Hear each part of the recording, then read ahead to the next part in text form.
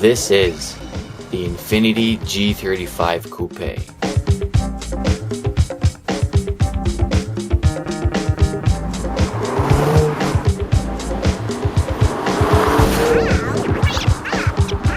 It's actually a Nissan 350Z, but this one comes in a tuxedo. How exciting! Infiniti is to Nissan what oregano is to a nice steak, or what a cocktail is to a Cuban sandy beach. It's like taking something already good and making it just a bit better. The G35 Coupe has been around since 2003, and just like the Nissan 350Z, it's built on Nissan's FM platform. That means that the sweet revving naturally aspirated twin-cam 3.5-liter V6 engine is placed in the front but mounted further back and as low as possible to give the mid-engine layout handling sensation to the car.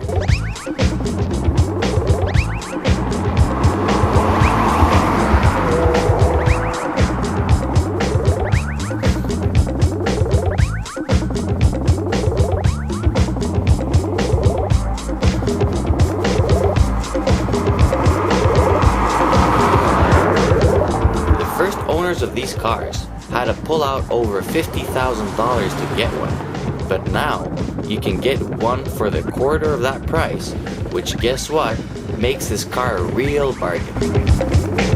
Compared to the 350Z, the G35 Coupe looks more elegant, more grown up and better built, and at the same time, with a bit longer wheelbase, it also offers a rear seat for your 2.2 kids. Inside the cabin, the presence of quality materials and a smooth finish ensure the durability throughout time, and even with a century of clicks on the dials, there are no particular rattles or squeaks that would ruin the soundtrack from the twin exhausts when you tease the right pedal.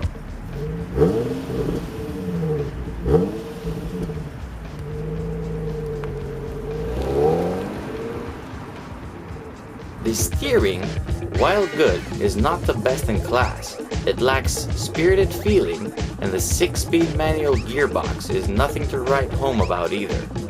It feels kinda dry and rubbery, so expect a misshift or two when you drive angry.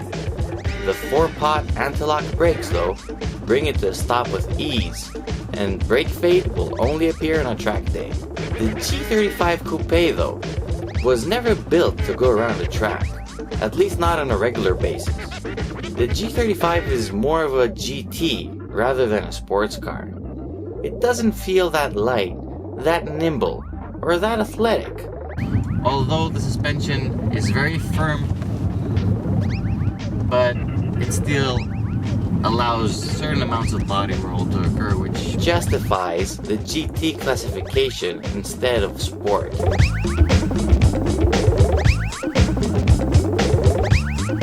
Despite the fact that Infiniti threw in the nice stability control off button, which lets you spend some money on tires, this car really loves to cruise at speed instead of clowning around. Overtaking is blistering, with tons of torque available even at low revs. When the road gets tighter and the adrenaline higher, the G35 Coupe will be more than happy to be thrashed into bends, and even with the ESP off, the handling is quite forgiving. The rear wheels might be driven by the 280 horses the V6 produces, but that doesn't automatically mean that this is a drift car. The front and rear independent multi-link suspension holds the road a bit too well.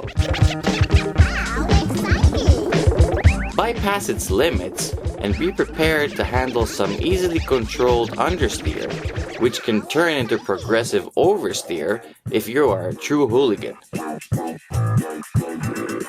0 to 100 may take only 5.6 seconds to achieve, but this engine is surprisingly frugal, as during our test, the G35 Coupe demanded no more than 13 liters per 100 kilometers which is not bad for a beast whose growl sends a shiver down your spine. The 03 to 05 models were known to have a few gremlins, but find an 05 to 07 with a clean service history, and for the price of a new Fiesta or a kitchen, this everyday joy machine can be yours.